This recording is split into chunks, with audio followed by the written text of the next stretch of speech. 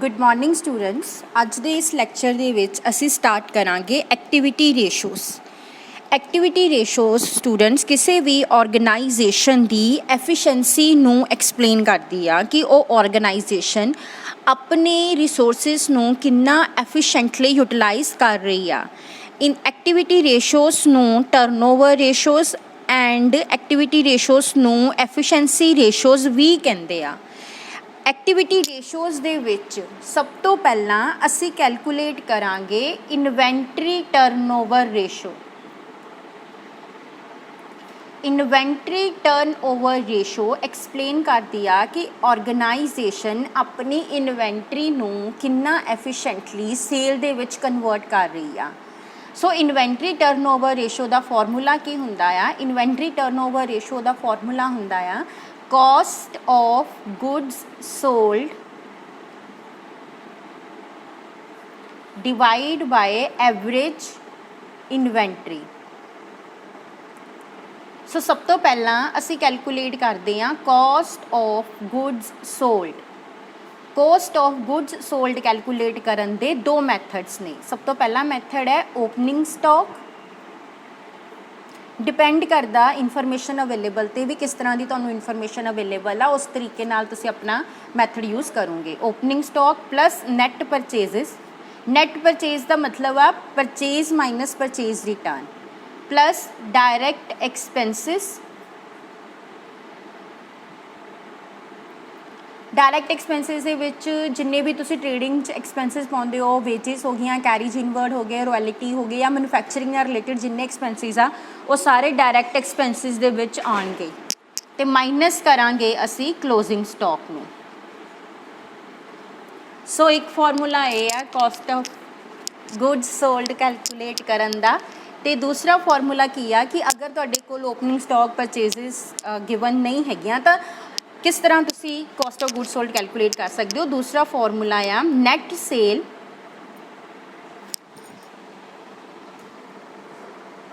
Net sale mean sales minus sale returns minus gross profit. So net sale चो gross profit minus करके भी cost of goods sold calculate की जा सकती है। सो इस तरीके नाल तुसी अपनी cost of goods sold calculate करनी आ। हुण सैकेंड एवरेज इन्वेंटरी किस तरह कैलकुलेट की जाती है। एवरेज इन्वेंटरी का फॉर्मूला हुंदा आ ओपनिंग इन्वेंटरी या opening stock plus closing inventory या closing stock divide by 2। Opening and closing दोनों प्लस करके 2 नाल डिवाइड कर देंगे तो साडी एवरेज इन्वेंटरी आ जाएगी। और इसे एवरेज इन्वेंटरी नूं तुसीं अपनी इन्वेंटरी टर्नओवर रेशो दे विच यूज़ करना। इन्वेंटरी टर्नओवर रेशो तो इलावा असी एक होर जो कैलकुलेशन करते हैं वो करते हैं कन्वर्शन पीरियड की।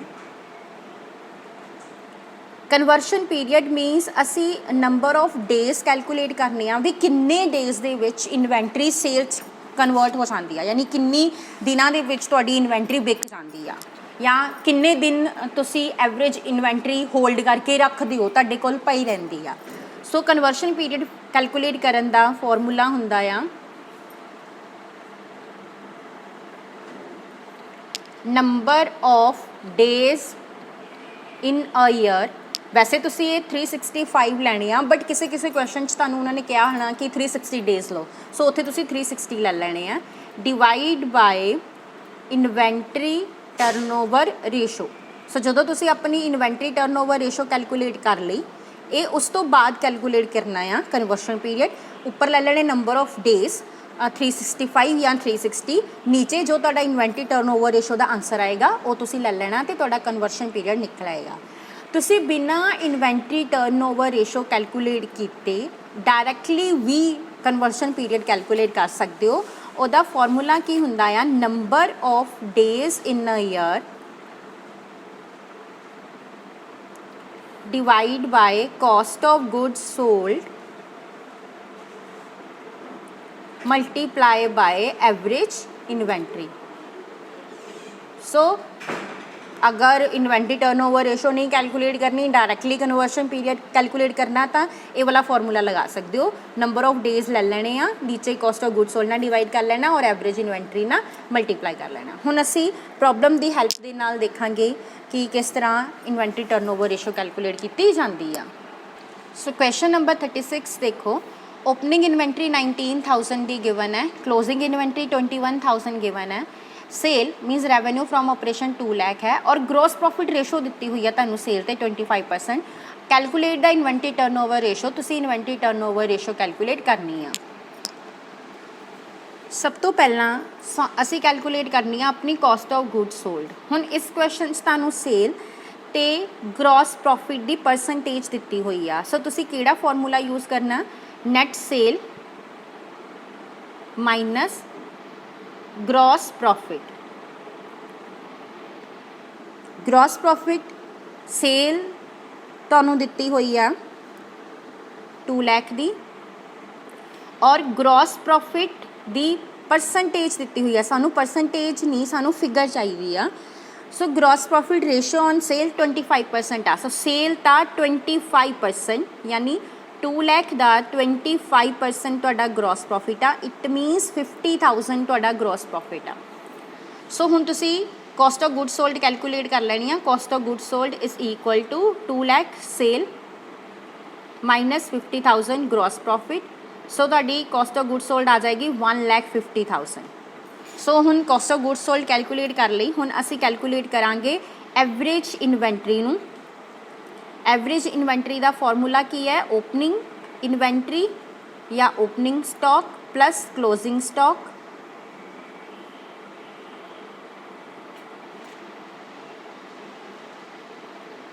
Divide by 2।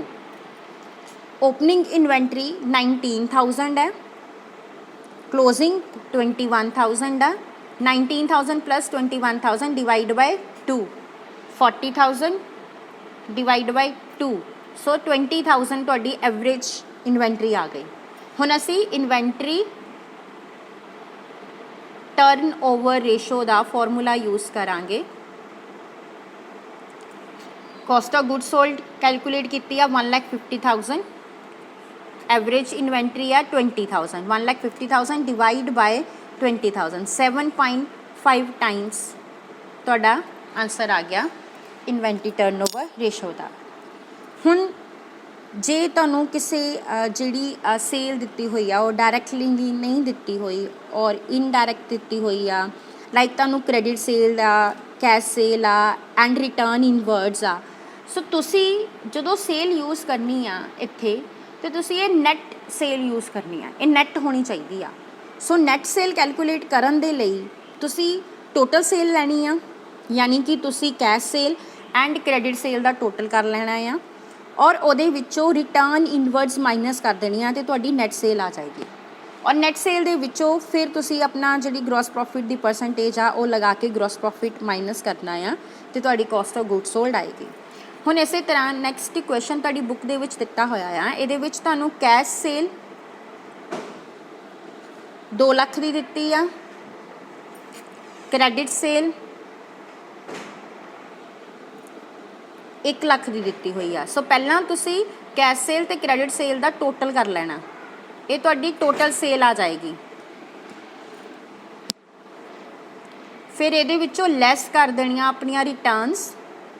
रिटर्नस इनवर्ड तुहानू क्वेश्चन दे विच दित्तियां होईयां ने 10,000 दियां। सो 3 लाख चो 10,000 माइनस कर देना ते आ जाएगा 2,90,000। सो ये तुहाडी आ गई नैट सेल। हुण तुहानू ग्रॉस प्रॉफिट दी रेशो दित्ती हुई है 20%। सो ग्रॉस प्रॉफिट कैलकुलेट कर लो, 2,90,000 का 20%। सो 2,90,000 का 20% कितना आ जाएगा,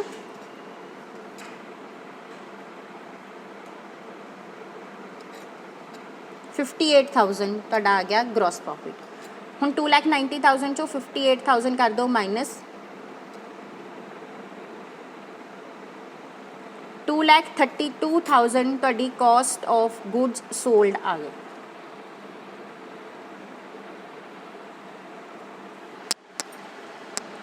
ਨੈਕਸਟ ਅਸੀਂ ਕੈਲਕੂਲੇਟ ਕਰਾਂਗੇ ਐਵਰੇਜ ਇਨਵੈਂਟਰੀ। ਓਪਨਿੰਗ 31,000 ਇਨਵੈਂਟਰੀ ਆ ਐਂਡ ਕਲੋजिंग 39,000 ਆ, डिवाइड बाय 2 31,000 प्लस 39,000 ਤੁਹਾਡਾ ਆ ਜਾਏਗਾ 70,000। ਸੋ 70,000 ਨੂੰ 2 ਨਾਲ ਡਿਵਾਈਡ ਕਰਾਂਗੇ ਤੇ ਐਵਰੇਜ ਇਨਵੈਂਟਰੀ ਆ ਗਈ 35,000। ਹੁਣ ਅਸੀਂ ਇਨਵੈਂਟਰੀ ਟਰਨਓਵਰ ਰੇਸ਼ੋ ਦਾ ਫਾਰਮੂਲਾ ਯੂਜ਼ ਕਰਾਂਗੇ। ਕਾਸਟ ਆਫ ਗੁੱਡਸ ਸੋਲਡ ਅਸੀਂ ਕੈਲਕੂਲੇਟ ਕੀਤੀ ਸੀ 2,32,000 और एवरेज इन्वेंट्री कैलकुलेट हुई है 35,000। 2,32,000 डिवाइड बाय 35,000 6.62 टाइम्स तुहाडा आंसर आ गया इन्वेंट्री टर्नओवर रेशो का। नैक्सट की क्वेश्चन आ, a business house turns over its inventory 7 time a year. So ये तुहानू इन्वेंट्री टर्नओवर रेशो का आंसर दिता होया 7 and carries an average inventory और एवरेज इन्वेंट्री दी हुई है 35,000। Find out the cost of goods sold. तुसी cost of goods sold calculate करनी है एंड ग्रॉस प्रॉफिट कैलकुलेट करना है। If the markup on sale is 25%, अगर तुसी सेल ते 25% लै रहे हो तो कितना ग्रॉस प्रॉफिट आएगा। सो इस क्वेश्चन दे विच तुहानू इन्वेंट्री टर्न ओवर रेशो का आंसर दिता होया क्वेश्चन नंबर 39।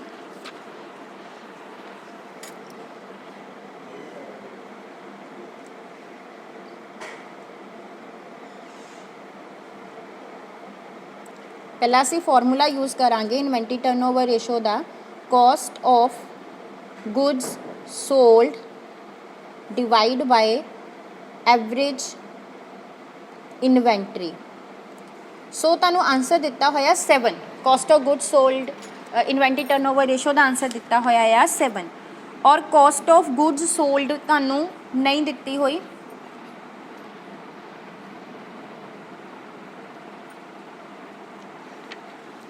बट तुहानू एवरेज इन्वेंट्री दिती हुई है और एवरेज इन्वेंट्री कितनी दिती हुई है। एवरेज इन्वेंट्री तुहानू क्वेश्चन दे विच दिती हुई है 35,000 की। सो हुण असी cost of goods sold calculate कर लांगे। 35,000 नू 7 नाल मल्टीप्लाई कर देंगे, क्रॉस मल्टीप्लाई हो जाएगा।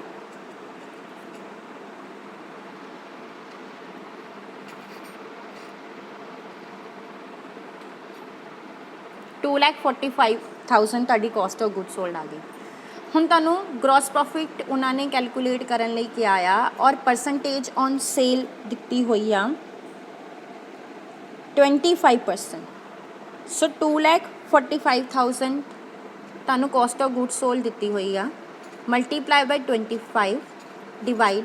असी हुण डिवाइड 100 नाल नहीं कर सकते क्योंकि जो सेल दी ग्रॉस प्रॉफिट की परसेंटेज है वो सेल ते आ, बट साडे कोल सेल है नहीं। साडे कोल की आ कॉस्ट ऑफ गुड्स सोल्ड। अगर साडे कोल सेल हुंदी तां असीं इत्थे सेल लिख दिंदे तां नीचे 100 लिख सकदे सी, बट साडे कोल की आ कॉस्ट ऑफ गुड्स सोल्ड आ और असीं इत्थे कॉस्ट ऑफ गुड्स सोल्ड लै रहे हैं। सो इत्थे 100 नहीं आएगा, इत्थे फिर कॉस्ट ऑफ गुड्स सोल्ड दी ही वैल्यू आऊगी। वो किद्दां कैलकुलेट करांगे। हुण जिवें कि इन्हां ने कहा कि सेल हैगी आ 100।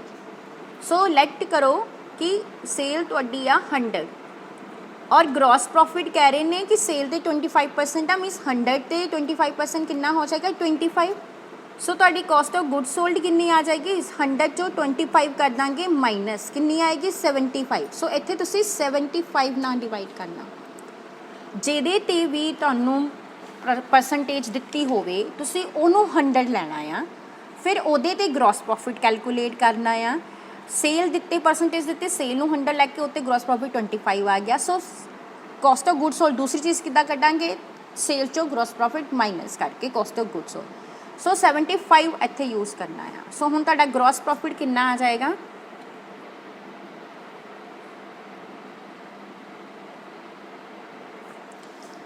81,667 तुहाडा ग्रॉस प्रॉफिट आ गया। सो इस तरह तुसी अगर तुहानू इन्वेंट्री टर्नओवर रेशो का आंसर दिता होया तो उस आंसर नू यूज़ करके ਔਰ ਕੋਈ ਇੱਕ ਫਿਗਰ ਦਿੱਤੀ ਹੋਈ ਆ ਤਾਂ ਤੁਸੀਂ ਦੂਸਰੀ ਫਿਗਰ ਕੈਲਕੂਲੇਟ ਕਰ ਸਕਦੇ ਹੋ। ਸੋ ਸਟੂਡੈਂਟਸ ਆਈ ਹੋਪ ਤੁਹਾਨੂੰ ਸਮਝ ਆ ਗਿਆ ਹੋਊਗਾ ਕਿ ਇਨਵੈਂਟਰੀ ਟਰਨਓਵਰ ਰੇਸ਼ੋ ਕਿਸ ਤਰ੍ਹਾਂ ਨਾਲ ਕੈਲਕੂਲੇਟ ਕੀਤੀ ਜਾਂਦੀ ਆ। ਔਰ ਅਗਰ ਤੁਸੀਂ ਕਿਸੇ ਵੀ ਸਮ ਦੇ ਵਿੱਚ ਕਨਵਰਸ਼ਨ ਪੀਰੀਅਡ ਕੱਢਣਾ ਆ ਤਾਂ ਬੜੇ ਆਰਾਮ ਨਾਲ ਕਰ ਸਕਦੇ ਹੋ। ਆਂਸਰ ਤੁਸੀਂ ਕੱਢ ਲਿਆ, ਇਨਵੈਂਟਰੀ ਟਰਨਓਵਰ ਰੇਸ਼ੋ ਦਿੱਤਾ, ਨੰਬਰ ਆਫ ਡੇਜ਼ ਲੈ ਲੈਣੇ, ਲਾਈਕ 365 ਵਾਲਾ 365 ਲੈ ਲੈਣੇ, ਡਿਵਾਈਡ ਕਰ ਦੇਣਾ ਆਂਸਰ ਦੇ ਨਾਲ, ਤਾਂ ਤੁਸੀਂ ਕਨਵਰਸ਼ਨ ਪੀਰੀਅਡ ਵੀ ਕੈਲਕੂਲੇਟ ਕਰ ਸਕਦੇ ਹੋ। Thank you.